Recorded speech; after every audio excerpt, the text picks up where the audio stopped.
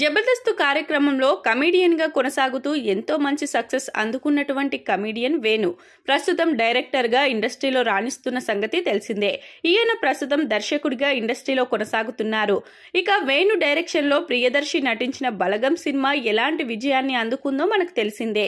ఈ సినిమా తెలంగాణలో గ్రామీణ నేపథ్యంలో ప్రేక్షకుల ముందుకు వచ్చి పెద్ద ఎత్తున ప్రేక్షకులను ఆకట్టుకుంది.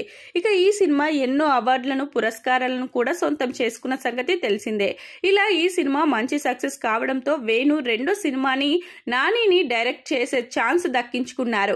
త్వరలోనే ఈ సినిమాకు సంబంధించి అధికారిక ప్రకటన కూడా రాబోతుంది.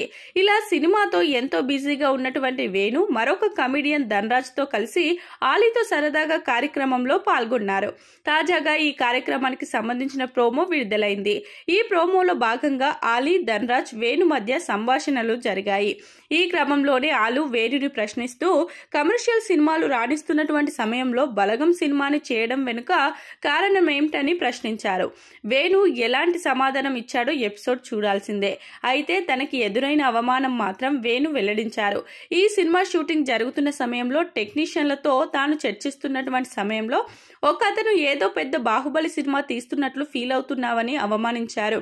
కానీ ఈ సినిమా విడుదలైన తర్వాత ఈ సినిమా చిన్న సినిమాలలో బాహుబలి అంటూ మీరు ప్రశంసించడం ఇప్పటికీ మర్చిపోలేని అనుభూతి అంటూ వేణు చేసిన కామెంట్లు వైరల్ అవుతున్నాయి.